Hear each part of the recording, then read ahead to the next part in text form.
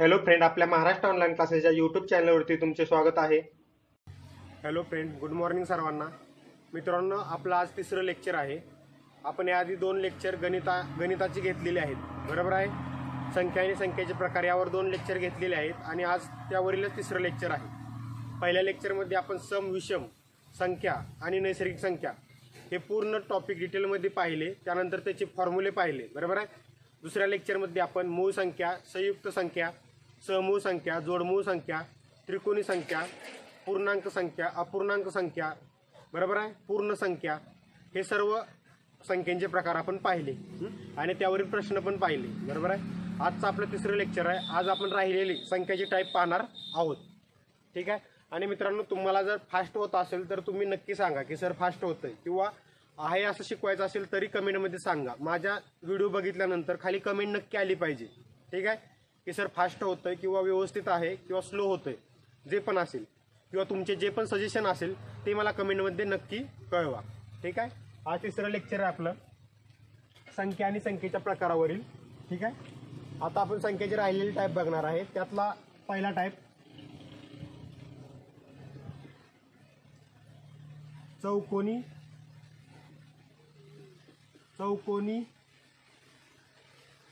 संख्या. त्यालाच आपण म्हणतो पूर्ण वर्ग संख्या. पूर्ण वर्ग संख्या. त्यालाच अजून म्हणतात चौरस संख्या.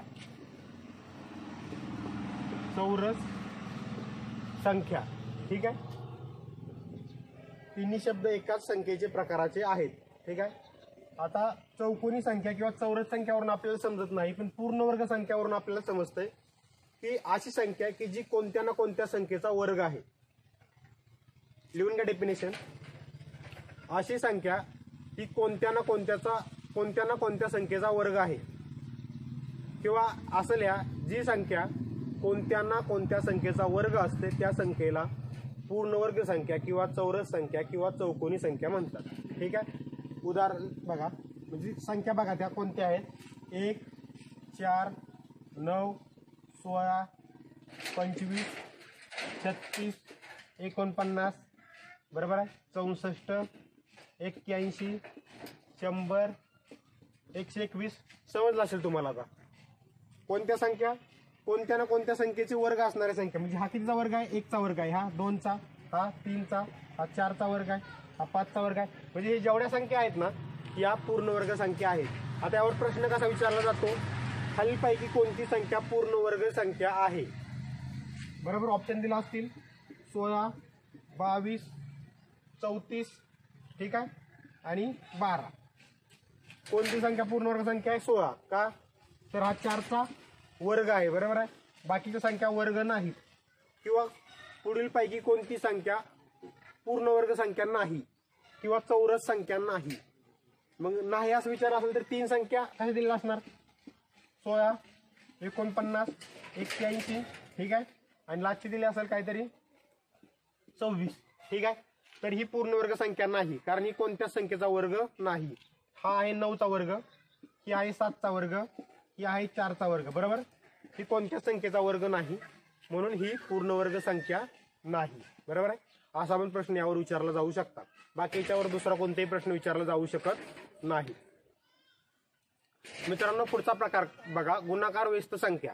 कुठला, गुणाकार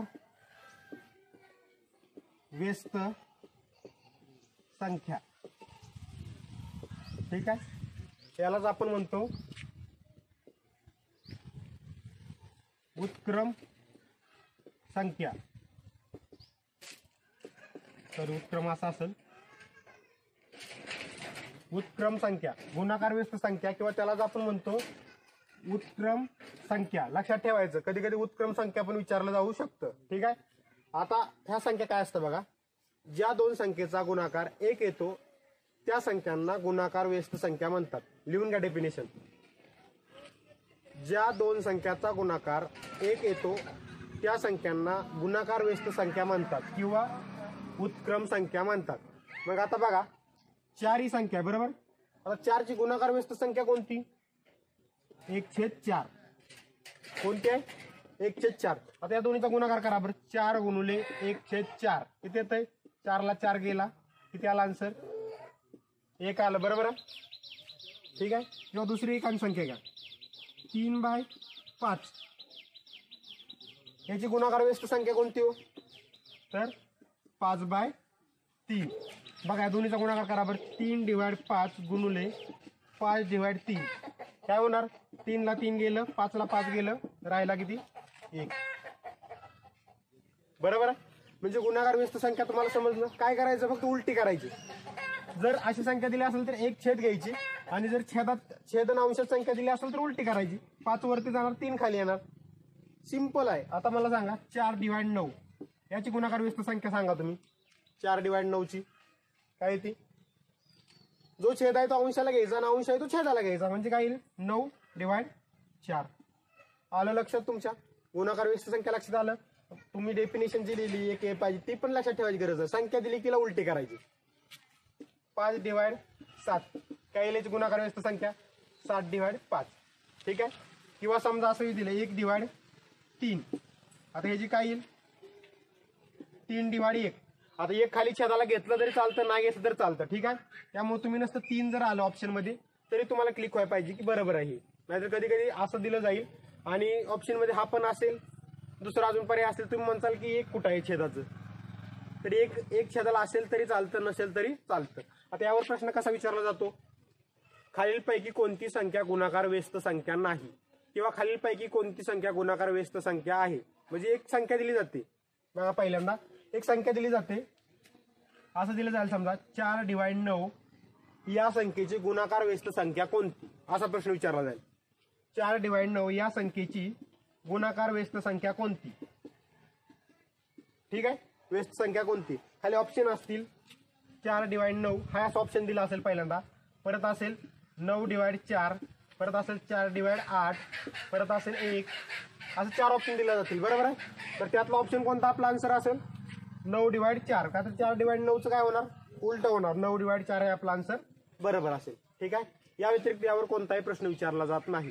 एक संख्या दिली जाते आणि त्याचा गुणाकार व्यस्त संख्या विचारली जाते. ठीक आहे. समजला हा टाईप. नेक्स्ट टाईप बघा, विरुद्ध संख्या किंवा बेरीज व्यस्त संख्या. ठीक आहे. यामध्ये मित्रांनो काय असतं माहित आहे का? दोन संख्यांची बेरीज ही 0 येते. ज्या दोन संख्यांची बेरीज 0 होती त्या संख्या बेरीज व्यस्त संख्या किंवा विरुद्ध संख्या असतात. ठीक आहे. आता बघा समजा 4 घेतली, 4 ची बेरीज व्यस्त संख्या कोणती हो? -4. ठीक आहे. आता यांची बेरीज करा बरं तुम्ही. 4 - 4 इथं प्लस दिलं चिन्ह, -4 किती येत आहे? 0. बरोबर आहे.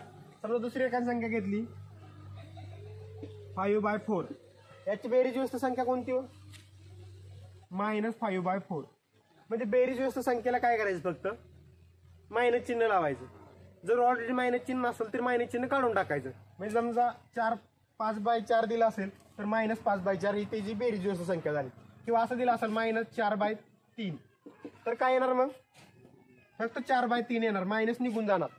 म्हणजे जर मायनस नसेल तर मायनस लावायचं बेरीज व्यस्त संख्येला, मायनस दिला असेल तर मायनस काढून टाकायचं. मायनस दिला इथं काढून टाकलं. ठीक आहे. आता समजा असं दिलं असेल त्यांनी 4/-3, खाली दिलं काय आणि वरती दिलं काय? मायनसच चिन्ह आहे. बरोबर. 4/3 येणार. इथे लक्षात, बेरीज व्यस्त संख्या आलं लक्षात. डेफिनेशन काय सांगितली लिहून घ्या. ज्या दोन संख्यांची बेरीज 0 येते त्या संख्या एकमेकांच्या बेरीज व्यस्त संख्या किंवा विरुद्ध संख्या असतात. येथे लक्षात चांगल्या प्रकारे. बेरीज व्यस्त संख्या. आता गुणाकार व्यस्त संख्या आणि बेरीज व्यस्त संख्येचा फरक काय? समजा ही 4/3 घेतलं आपण. ठीक आहे. याची बेरीज व्यस्त संख्या काय येईल? बेरीज व्यस्त संख्या -4/3. बरोबर आहे. -4/3. आणि गुणाकार व्यस्त संख्या काय येईल? गुणाकार व्यस्त संख्या 3/4. बरोबर आहे. म्हणजे काय? बेरीज व्यस्त संख्येला मायनस प्लस चिन्ह चेंज होतं आणि गुणाकार व्यस्तला उलट होतं. बरोबर आहे. उलट. आणि बेरीज व्यस्तला चिन्ह फक्त चेंज होतं. समजलं आता? गुणाकार व्यस्त संख्या समजलं, बेरीज व्यस्त संख्या समजलं. ठीक आहे. नेक्स्ट टाईप बघा मित्रांनो. नेक्स्ट टाईप बघा, परिपूर्ण किंवा अखंड संख्या. त्याआधी मित्रांनो आपण आता बघितली की बेरीज व्यस्त संख्या, त्यामध्ये शून्याची बेरीज व्यस्त संख्या शून्य येते, हे एक लक्षात ठेवा. कारण कदाचित एखादाच प्रश्न विचारला जाऊ शकतो सरळ सेवा पोलीस भरतीला की शून्याची बेरीज व्यस्त संख्या कोणती. तर शून्याची बेरीज व्यस्त संख्या शून्यची येते. बाकी संख्या ही 4ची -4 येणार, बरोबर. -4. 3/4 ची -3/4. पण जर शून्य असेल तर शून्याची बेरीज व्यस्त संख्या शून्यच येईल. ठीक आहे. आता परिपूर्ण किंवा अखंड संख्या, कोणत्या संख्येला परिपूर्ण किंवा अखंड संख्या म्हणतात.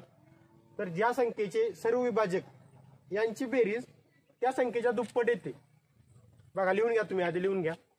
ज्या संख्येच्या सर्व विभाजकांची बेरीज ही त्या संख्येच्या दुप्पट येते त्या संख्येला परिपूर्ण किंवा अखंड संख्या म्हणतात. ठीक आहे. आता बघा, समजा एक उदाहरण घेतलं आपण, 4 घेतलं आणि 6 घेतलं. ठीक आहे. 4चे विभाजक कोणते कोणते आहेत?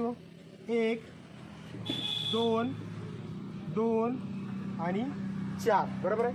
6चे विभाजक कोणते आहेत? 1, 2, 3 आणि 6. म्हणजे ज्या संख्येने ह्या संख्येला भाग जातो त्या अंकाने, ते झाले त्याचे विभाजक, बरोबर. ह्याची बेरीज करायची. आता यांची बेरीज करा. 1 + 2 + 2 + 4 किती झालं? 3 आणि 2 5 आणि 4 9. किती झाली बेरीज? 9 झाली, बरोबर. ह्याची बेरीज करा. 1 + 2 + 3 + 6 किती झाले? 3 आणि 3 6 आणि 6 12 झाली. ठीक आहे. आता परिपूर्ण संख्या यातली कोणती? तर परिपूर्ण संख्या आहे यातली ही, म्हणजे 6. का? तर आपण काय म्हटलं की त्यांचे विभाजक, सर्व विभाजक, 2 ने भाग जातोय 6ला, 1 न जातोय, 3 न जातोय, 6 ने जातोय, बरोबर. सर्व विभागांची बेरीज ही त्या संख्येच्या दुप्पट येईल. आली 6च्या दुप्पट 12 आले. सर्व विभाजकाची बेरीज ही त्या संख्येच्या दुप्पट येईल. जर येत असेल तर ती संख्या परिपूर्ण किंवा अखंड संख्या आहे. आता यामध्ये बघा, विभाजक किती? 1 2 2 4. याची बेरीज किती? 9. ह्या विभाजकांची बेरीज या संख्येच्या दुप्पट आहे का? ह्या संख्येच्या दुप्पट किती येतं? 8 येतं, बरोबर. मग ह्यांची बेरीज जर 8 आली असती तर ही परिपूर्ण संख्या झाली असती. पण ही परिपूर्ण संख्या नाही. परिपूर्ण संख्या कोणती आहे? तर ही आहे 6 ही परिपूर्ण संख्या आहे. जर आपल्याला विचारलं, प्रश्न असा विचारला जाऊ शकतो, खालीलपैकी कोणती संख्या ही परिपूर्ण संख्या आहे? ठीक आहे. ऑप्शन दिला असतील 4, 6, 8, समजा 12. ठीक आहे. तर आपल्याला करावं लागेल. 4 तर नाही आपण बघितलं, 6 आहे, बरोबर आहे. 8 बघायचं. 8चं काय विभाजक पडतं? 1 2 4 आणि 8. इथे त्यांची बेरीज 7 आणि 8 15, 15, बरोबर. 8च्या दुप्पट 16 आहे पाहिजे बेरीज जर परिपूर्ण संख्या असेल तर, बरोबर. 15 येते, याचा अर्थ ही पण परिपूर्ण संख्या नाही, ही पण नाही. 12चा विचार केला तर 1 2 3 4 6 आणि 12 एवढे विभाजक पडतायचे, बरोबर. 1 न भाग जातो, 2 न जातो, 3 न जातो, 4 न जातो, 6 ने जातो आणि 12 ने जातो, बरोबर आहे.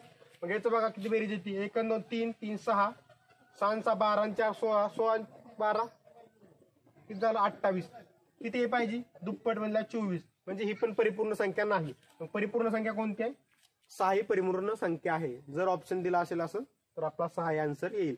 बस असाच प्रश्न याच्यावर विचारला जाईल, याच्या व्यतिरिक्त विचारला जाणार नाही. ठीक आहे मित्रांनो. आता आपण बघणार आहे स्थानिक किंमत आणि दर्शनी किंमत. आपण आतापर्यंत सर्व टाईप बघितले, संख्यांचे सर्व प्रकार आपले झाले. ठीक आहे. आता रोमन संख्या एक राहिलेत, ते आपण बघणार आहे याच्यानंतर. आता बघणार आहे आपण स्थानिक किंमत आणि दर्शनी किंमत. स्थानिक किंमत म्हणजे काय असतं आणि दर्शनी किंमत म्हणजे काय असतं? समजा एखादी संख्या घेतली 42,863. ठीक आहे. काय घेतली? 42,863. ठीक आहे. आता जर आपल्याला विचारलं की 6 या अंकाची स्थानिक किंमत किती आहे? स्थानिक म्हणजे त्याची जे स्थान आहे त्या स्थानानुसार त्याची किंमत जी येते ती असते त्याची स्थानिक किंमत. ठीक आहे. ज्या संख्येची, ज्या अंकाची त्याच्या स्थानानुसार जे स्थान आहे त्यानुसार जी किंमत येते त्याला म्हणतात स्थानिक किंमत. स्थानिक किंमतचे डेफिनेशन लिहून घ्या. आणि दर्शनी किंमत, दर्शनी किंमतीचं कसं असतं की समजा 6ची दर्शनी किंमत सांगितली त्यांनी. ठीक आहे. दर्शनी किंमत ही त्या मूळ जो अंक आहे त्याच्या मूल्य एवढीच असते. काय असतं? दर्शनी किंमत ही त्या अंकाची मूळ जी किंमत आहे, मूल्य जे मूल्य आहे त्या मूल्य एवढीच त्याची दर्शनी किंमत असते. ठीक आहे. आता स्थानिक किंमत त्याची किती येईल? तर आपल्याला स्थानिक किंमत बघण्यासाठी अगोदर तो अंक कोणत्या स्थानापाशी आहे बघायचं, म्हणजे कोणत्या स्थानावर आहे. हे कोणतं स्थान झालं हो? एकक, बरोबर आहे. हे कोणतं स्थान झालं? दशक, बरोबर आहे. हे कोणतं स्थान झालं? शतक, बरोबर आहे. हे कोणतं स्थान झालं? हजार, बरोबर आहे. हे कोणतं स्थान झालं? दश हजार, बरोबर आहे. आता समजलं. जर आपल्याला 6ची किंमत विचारली तर 6ची स्थानिक किंमत काय हो? 6 हे दशक स्थान आहे, बरोबर. आणि स्थानिक किंमतीच्या वेळी फक्त काय करायचं, जी संख्या आहे ना, जो अंक आहे ना, त्या अंकाच्या इकडे जेवढ्या संख्या आहे ना तेवढं शून्य त्याच्यावर घ्यायचं, ती झाली त्याची स्थानिक किंमत. म्हणजे समजा 6च्या इकडे किती अंक आहे? तो एक अंक आहे, म्हणजे 6 वर एक शून्य द्यायचा, ही झाली त्याची स्थानिक किंमत. म्हणजे 60 ही 6ची स्थानिक किंमत आहे. का तर 6 हे दशांश स्थानी आहे, दशक स्थानी आहे. आता जर आपल्याला 2ची स्थानिक किंमत विचारली तर 2ची स्थानिक किंमत, तर काय करायचे? 2 नंतर इकडे किती संख्या आहेत, किती अंक आहेत? 1 2 3, 3 अंक आहेत. 3 0 2 वर द्या, 1 2 3, ही झाली 2ची स्थानिक किंमत. ठीक आहे, स्थानिक किंमत. ठीक आहे, स्थानिक किंमत लक्षात आलं तुमच्या. आता बघा, मला सांगा, दुसरी एक संख्या घेऊ आपण. 45,653. यामध्ये 6 या अंकाची स्थानिक किंमत किती सांगा? 6 या अंकाची स्थानिक किंमत किती? 6 नंतर किती अंक आहेत? 1 आणि 2, काय येईल? 700, बरोबर. असं तर तुम्ही काढू शकता. किंवा तो अंक कोणत्या स्थानावर आहे? एकक, दशक, शतक. शतक स्थानावर आहे, म्हणजे त्या अंकाला शतक म्हणजे 100 ने मल्टिप्लाय करायचं. ठीक आहे, म्हणजे 6ला 100 ने मल्टिप्लाय करायचं, किती येतंय? 700. तसं इथंच बघा, 6 आहे, 6ला किती दशक स्थानी 6 आहे, म्हणजे काय? तर 6ला 10 ने मल्टिप्लाय करायचं, म्हणजे गुणायचं, बरोबर. मग 6 दशक स्थानी आहे म्हणून 10 ने मल्टिप्लाय करायचं. मग 6 गुणिले 10 किती आलं? 60 आलं, बरोबर. आता ही 2 बघा, 2 कोणत्या स्थानी? हजार स्थानी आहे, बरोबर. मग 2ला 1000 ने गुणायचं. 2ला 1000 ने गुणलं किती येतंय? 2000. तुम्ही कोणत्या पण पद्धतीने सॉल्व्ह करू शकता. एक तर ज्या स्थानी आहेत तेवढ्या संख्येने, म्हणजे 10 100 1000 असं गुणायचं, किंवा जेवढे अंक इकडे आहेत त्या संख्येच्या तेवढं शून्य देऊन टाकायचं. ठीक आहे, आता व्यवस्थित समजलं तुम्हाला. मग 3ची स्थानिक किंमत काय येईल? 3 हे एकक स्थान आहे, त्यामुळे त्याची हायस्ट 3 किंमत येईल, सेम किंमत येईल. एकक स्थानच्या अंकाची किंमत तेवढीच येते, बरोबर आहे. आता दर्शनी किंमत. दर्शनी किंमत म्हणजे तो अंक जो असतो ना, तो कोणत्या स्थानावर आहे ह्याच्याशी काही घेणं देणं नाही. तो जो अंक आहे त्याची मूळ जी किंमत आहे, मूळ अंकाची व्हॅल्यू, ती अंकाची व्हॅल्यू त्याची दर्शनी किंमत झाली. म्हणजे 6ची दर्शनी किंमत 6, 3ची दर्शनी किंमत 3, 2ची दर्शनी किंमत 2, 4ची दर्शनी किंमत 4, 8ची दर्शनी किंमत 8. म्हणजे मूळ मूल्य जे आहे 8चं 8, असं जे अंकाचे आपण मूल्य धरतो तसं दर्शनी किंमत असणार. ठीक आहे, आणि स्थानिक किंमतीचं तुम्हाला सांगितलं की तो कोणत्या स्थानावर आहे त्यावर त्याची स्थानिक किंमत असते. ठीक आहे, आता यावर आपण कसे प्रश्न बघतात ते पाहू. बघा मित्रांनो, आपण आता यावरील एक्झाम्पल पाहू. परीक्षेला एक्झाम्पल कशी विचारले जातात ते पाहू. ठीक आहे, संख्या दिलेली असते एखादी, समजा 42,812. ठीक आहे, या संख्येतील 8 या अंकाची स्थानिक किंमत किती आहे? या संख्येतील 8 या अंकाची स्थानिक किंमत किती आहे असं विचारलेलं असतं. ठीक आहे, 8 या अंकाची स्थानिक किंमत किती येईल? एक तर 8 घ्यायचं, किती अंक आहेत? 1 2, 2 शून्य द्यायचं, हे झाली त्याची स्थानिक किंमत. किंवा 8 किती शतक स्थान आहे, म्हणजे 8ला कितीने गुणायचं?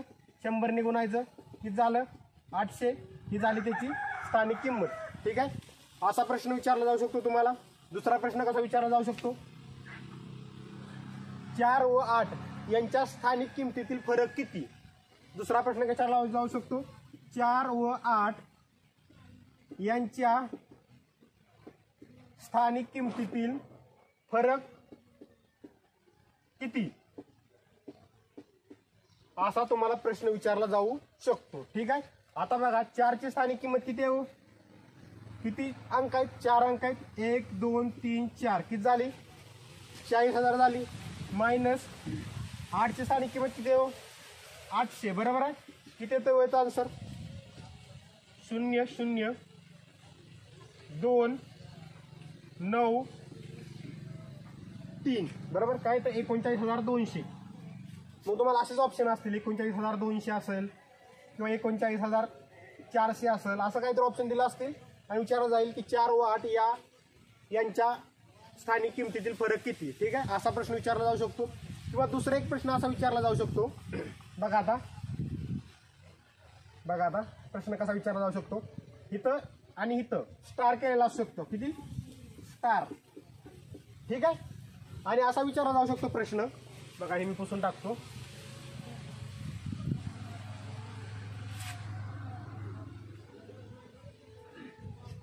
बघा स्टार स्टार केलेला असेल, समजा ही संख्या दिली, या संख्येतील स्टार या संख्येतील दोन्ही अंकातील स्थानिक किमतीतील फरक 39,200 आहे. काय म्हटलं असेल, या संख्येतील स्थानिक किमतीतील फरक 39,200 आहे, तर या ठिकाणी कोणते अंक असतील, ठीक आहे, या ठिकाणी कोणते अंक असतील असं दिलेलं असेल, ठीक आहे. ऑप्शन खाली दिलेला असतील त्यांनी, पहिला ऑप्शन 3, 5, दुसरा ऑप्शन 4, 8, तिसरा ऑप्शन 5, 9, चौथा ऑप्शन 2, 4, ठीक आहे, असा ऑप्शन दिलेला असतील. यावेळी आपल्याला काय करायचं असतं की ऑप्शनवरून सोडवावं लागतं आपल्याला, ठीक आहे. पहिला जो अंक आहे तो पहिल्या स्टारचा आहे, दुसरा अंक दुसऱ्या स्टारचा आहे, ठीक आहे. ऑप्शनवरून आपल्याला सोडवावं लागणार. ऑप्शनवरून सॉल्व्ह करा. पहिला 3 घेतला तर इथं काय येईल, इथं 3 टाकला तर 3ची व्हॅल्यू काय येईल, 30,000 येईल, बरोबर. स्थानिक किंमत मायनस 5ची व्हॅल्यू काय येईल, 500 येईल, बरोबर. इथं टाकला तर किती येते याची व्हॅल्यू, 29,500, बरोबर आहे. आपल्याला व्हॅल्यू किती सांगितली त्यांनी, 39,200, बरोबर आहे. दुसरं घेतलं 4 घेतला, इथं 4 टाकला काय येईल, 40,000, बरोबर आहे. मायनस 8 इथं टाकला काय येईल, 800, बरोबर. किती येते, 39,200, बरोबर. आपण मागं काढलं होतं, आपल्याला माहित आहे, म्हणजे ऑप्शन नंबर सेकंड आपलं आन्सर असेल. अशा प्रकारचा प्रश्न विचारला जाऊ शकतो, ठीक आहे. येते लक्षात तुमच्या कसा प्रश्न विचारला जाऊ शकतो. मी याच्यावरती जेवढे प्रश्न कशा प्रकारे विचारले जातात ना, तसं सर्व घेतोय, जेणेकरून तुम्हाला लक्षात यावं की प्रश्न कसा विचारला जातो. आणि हा चॅप्टर झाल्यानंतर मला वाटतं उद्या आपला चॅप्टर होऊन जाईल 4 लेक्चरमध्ये. 5वं लेक्चर हे आपण आतापर्यंत संख्या व संख्येचे प्रकार झालेत त्यावर पूर्ण प्रत्येक टाईपवर कसे प्रश्न विचारले जातात किंवा प्रश्न घेणार आणि कसं सॉल्व्ह करायचे किंवा वेगळं काय आपल्याकडून राहिलं असेल तर ते पण आपण त्यात कव्हर करणार आहे एका लेक्चरमध्ये पूर्ण, ठीक आहे. आता बघा अजून वेगळा प्रश्न कसा विचारला जाऊ शकतो. आता इथं आपल्याला स्टारमध्ये 2 अंक वेगवेगळे दिले होते, बरोबर.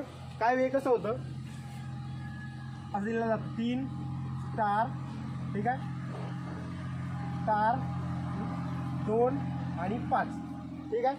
आणि विचारलं जाणार की या संख्येतील स्टार या ठिकाणी कोणता अंक असेल, पण त्यांचा स्थानिक किमतीतील फरक सांगितलेला असेल, ठीक आहे.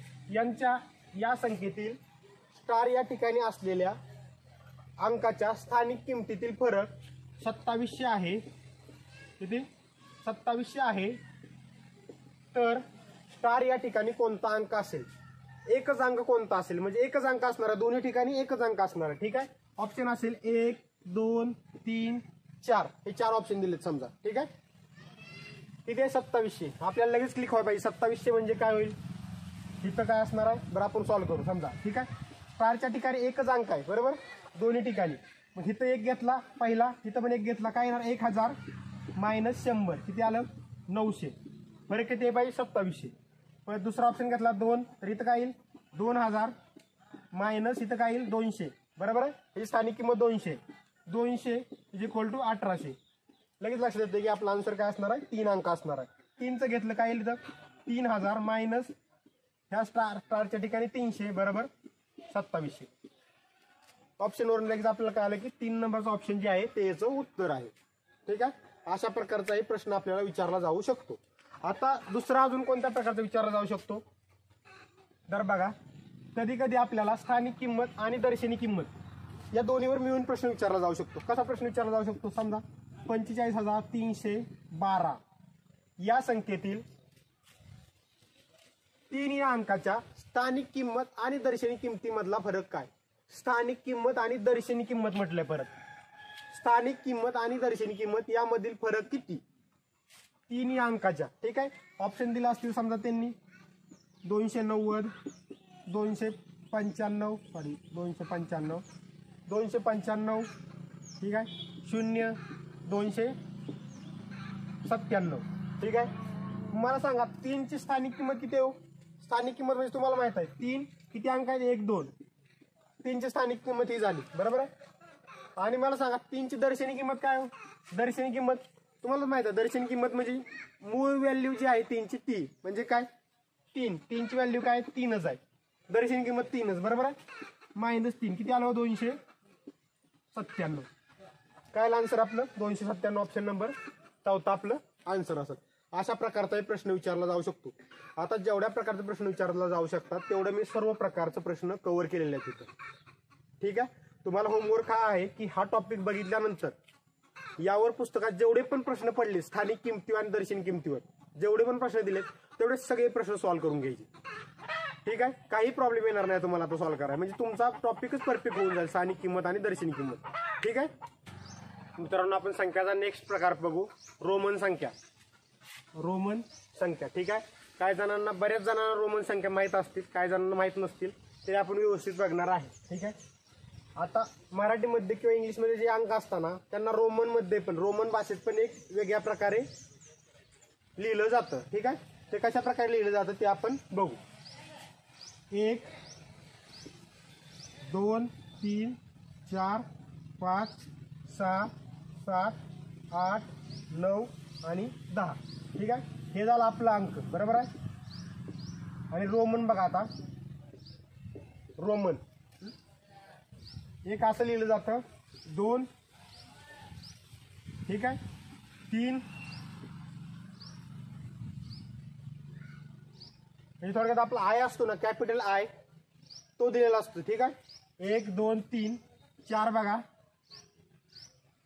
4 आय व्ही. ठीक आहे.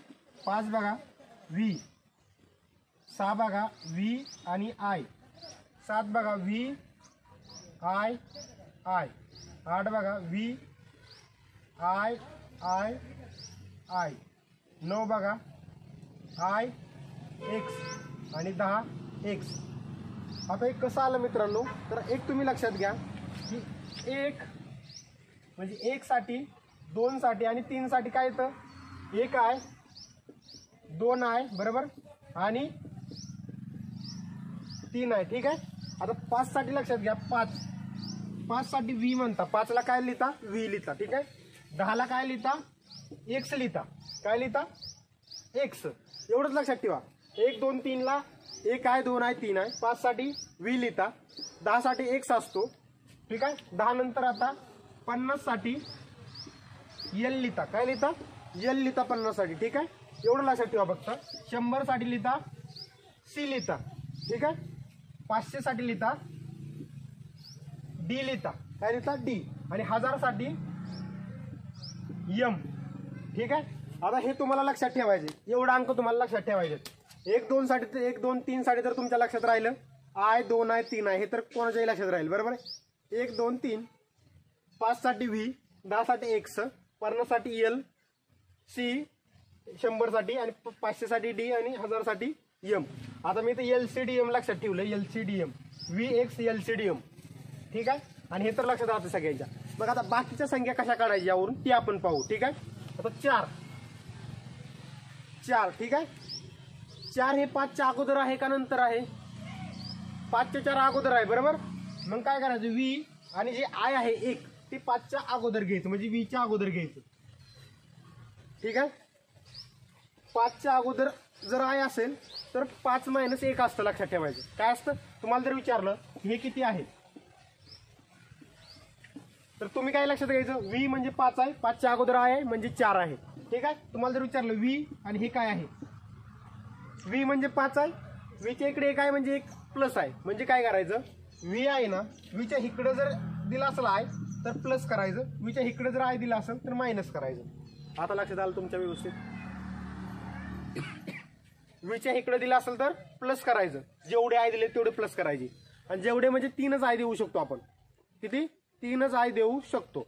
आणि इकडं साईडला 1च आय देऊ शकतो. किती, 1च आय देऊ शकतो. त्यामुळे इकडे 1च येईल 4 ला फक्त. ठीक आहे. मग आता तुमच्या लक्षात आलं असेल की 4 असेल तर काय करणार, व्ही 5 आणि त्याच्या इकडे आहे का तर -1. ठीक आहे. 5 आलं. आता 6 ला काय करणार, व्ही, बरोबर, आणि 5 नंतर 6 आहे म्हणजे +1 आहे म्हणून आय. हे झालं तुमचं 6 जे आपण इथं लिहिलं. ठीक आहे. आता 7 असेल तर काय करणार, व्ही 5 म्हणजे व्ही बरोबर आणि 2 आहे 1 2 हे झालं तुमचं 7.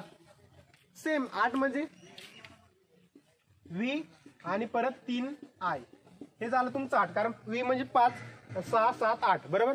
मी तुम्हाला काय सांगितलं इकडं 3च आय देता येतात किती 3 म्हणजे 8 पर्यंतच. 9 ला परत व्ही आणि 4 आय द्यायचं नाहीत म्हणजे समजा 9 जर असेल तर असं नाही करायचं V I I I I असं नाही करायचं कारण 3च आय देता येतात फक्त. ठीक आहे म्हणजे 8 पर्यंतच. 9 ला काय करायचं मग तुम्हाला 10 माहिती असतो बरोबर आहे 10 माहिती आहे तुम्हाला मग 9 ला काय करायचं एक्स आणि आय. आता बघा एक्स म्हणजे किती आहे हो एक्स म्हणजे किती आहे एक्स म्हणजे 10 आहे बरोबर. एक्स जे इकडे आले म्हणजे काय करायचं 1 वजा करायचं एक्स मधनं म्हणजे किती 10 मायनस 1 9 आलं 9 म्हणजे एक्स च्या इकडे 1 म्हणजे 9 आलं 9 ची व्हॅल्यू आली. 10 ला काय आहे तुम्हाला माहितच आहे 10 ला काय आहे एक्स आहे बरोबर. तसंच 11 ला करायचं 11 म्हणजे 11 बघा एक्स म्हणजे 10 आहे बरोबर. 11 म्हणजे काय एक्स प्लस 1 म्हणजे काय आय कुठं द्यावं लागेल पलीकडे साईडला बरोबर आहे. मग काय एक्स आय हे झालं तुमचं 11. येतं लक्षात. 12 असेल तर समजा इथे 12 घेऊ तुम्ही हे व्यवस्थित लिहून घ्यायचंय. मी जरी आधीमध्ये लिहिलं असेल तर तुम्ही 1 पासून पहिल्यांदा काय करायचं सांगतो मी तुम्हाला. हा टेबल लिहून घ्यायचा. पहिल्यांदा काय करायचं टेबल बनवला मी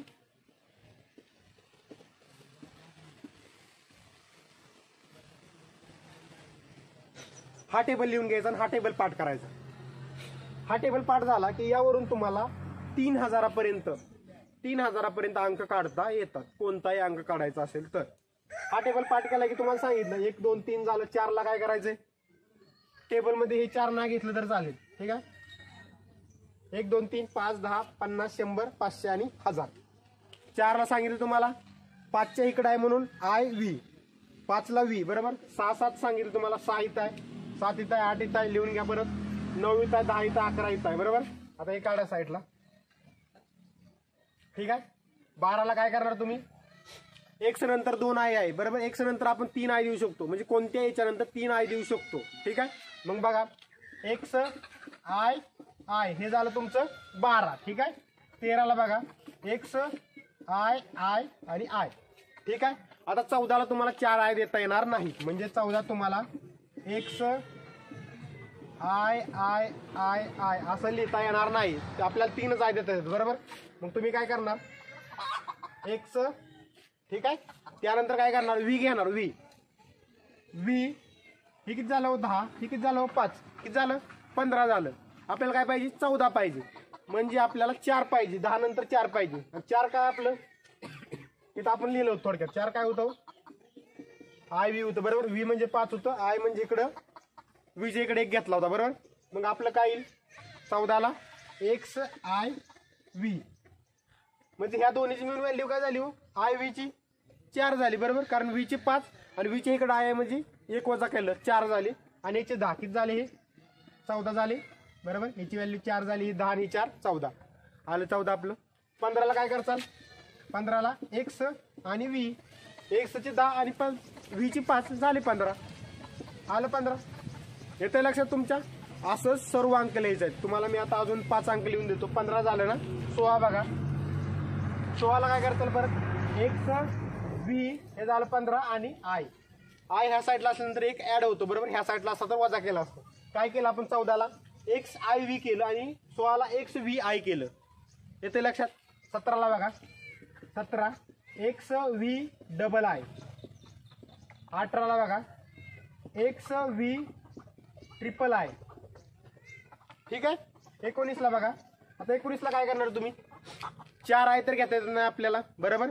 19 ला काय करणार परत 2 एक्स घेणार बरोबर. एक्स 1 एक्स 10च आहे दुसरा एक्स पण 10 आहे बरोबर आणि एक्सच्या अगोदर आय देणार म्हणजे बरोबर 19 येते. म्हणजे कसं एक्स एक्स आणि इथं आय ह्या एक्सची किंमत 10 आली ह्या एक्सची 10 आहे पण ह्या इकडे आय असल्यामुळे जी व्हॅल्यू काय येणार 9 येणार. इथं आपण घेतलेली 9 ची व्हॅल्यू कुठे गेलं 9 ची व्हॅल्यू इथं आहे बघा आय एक्स 9 टाकली एक्स आणि आय एक्स 9 10 आणि 9 19 झालं. 20 ची व्हॅल्यू काय येणार परत 2 आहे. 20 ची व्हॅल्यू काय येणार 2 आहे. सेम तसंच 21 ला काय करणार 21 एक्स एक्स आणि आय 10 10 20 आणि 1 21 त्या साईडला आहे बरोबर.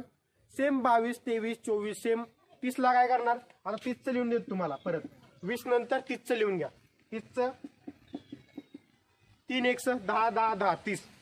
40चं बघा 40ला काय करणार तुमचं x आणि l का l म्हणजे काय 50 आहे बरोबर. तुम्ही 3x जागेवर 4x देऊ शकत नाही. 40ला तुम्ही असं नाही लिहू शकत. x x x x लिहू शकत नाही. तुम्हाला काय सांगितलं कोणता अंक 3 वेळाच घेऊ शकतो आपण.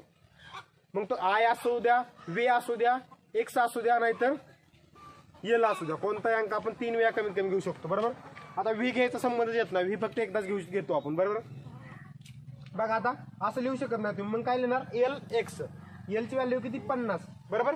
आणि l च्या इकडे x आहे बरोबर. म्हणजे त्यातून l मधून x वजा होणार आहे. x ची व्हॅल्यू काय असते 10 असते बरोबर. मग 50 मधून 10 वजा झाल्यावर किती येणार 40. म्हणून 40चं काय येणार l x बरोबर. 50ला परत सांगितलं l आहे बरोबर. 60ला परत काय येणार आहे l आणि x. x आता l नंतर येणार आहे कारण 10 ऍड करायचे 50 मध्ये बरोबर. 70ला काय येणार आहे l x x बरोबर. 80ला l x x x 3x झाल्या. आता 90ला बघा 90ला काय करणार 100 - 10 करणार बरोबर. 100ला काय असतो l c c असतो 100ला बरोबर. म्हणजे c आणि x म्हणजे काय x c का तर c म्हणजे 100 आणि 10 x बरोबर. 100 - 10 90 आलं बरोबर. हे झालं 90 आणि 100ला c तुम्हाला सांगितलं 100ला c आहे. सेम 200ला काय येईल 200 डबल c येईल बरोबर. 300 3 ला c येईल.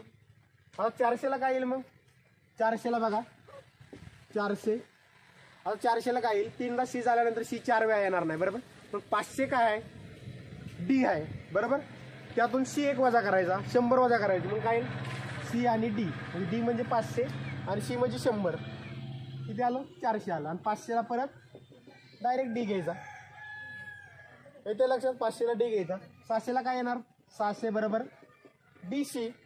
700ला सॉरी 700ला d डबल c. 800ला d ट्रिपल c. 900ला आता 900ला काय येणार m 1000 आहे त्यातून c वजा करायचा 100चा c m आणि 1000ला m. 2000ला डबल m. 3000ला ट्रिपल m.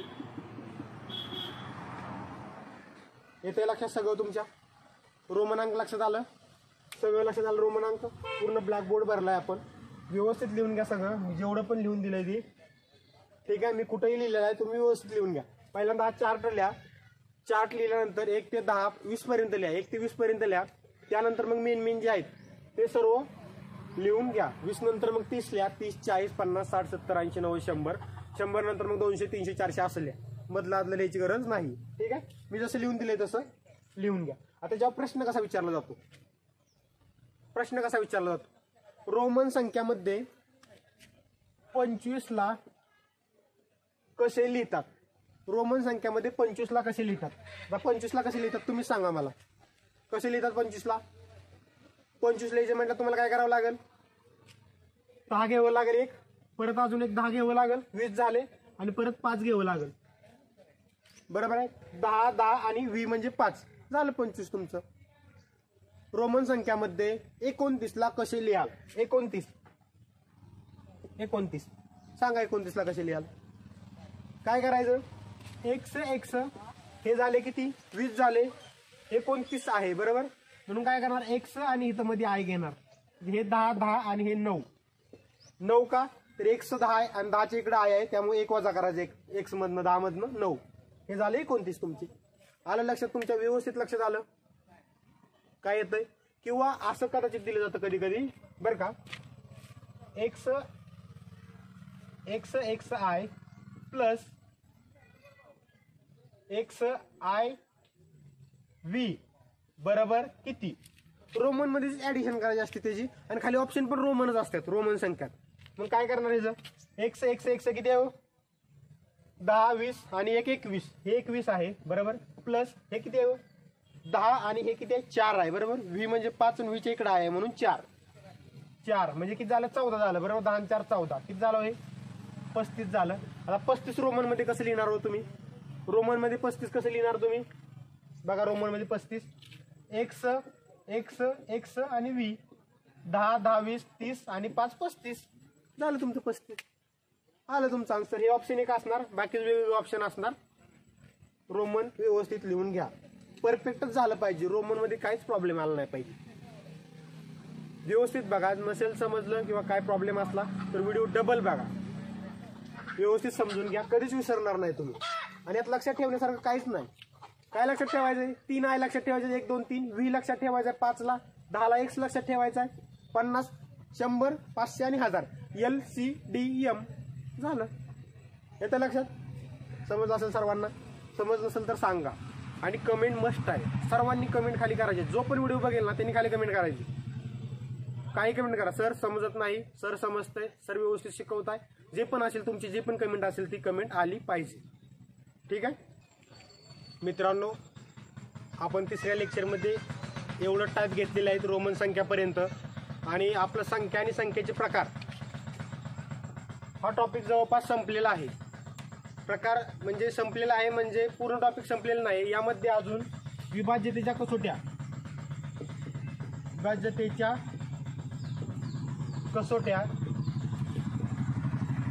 राहिलेले आहेत. परत अपूर्णांक हा टॉपिक आपण सेपरेट घेणार होतो, बरोबर. त्यावेळी फक्त अपूर्णांकाचे आपण डेफिनेशन आणि अपूर्णांक काय असतो, अंश आणि छेदामध्ये असतो एवढंच बघितलं होतं. अपूर्णांकाचं आपण वेगळं घेणार आहे, बरोबर. अपूर्णांक वेगळा टॉपिक घेणार आहे. परत 1 ते 100 मधील अंकांवरील क्रिया, 1 ते 100 मधील अंकांवरील क्रिया, ठीक आहे, हे आपण घेणार आहे, बरोबर आहे. हे टॉपिक आपण सेपरेट घेणार आहे, म्हणजे त्याला सेपरेट नाव देणार आहे, संख्या आणि संख्येच्या प्रकाराच्या व्यतिरिक्त, त्याचा उपटाईप म्हणून. ठीक आहे. तर संख्या आणि संख्येच्या प्रकारामध्ये आपण 3 लेक्चरमध्ये ते संख्येचे प्रकार सर्व संपवलेत. आता हे काय संख्येचे प्रकार नाहीत, बरोबर.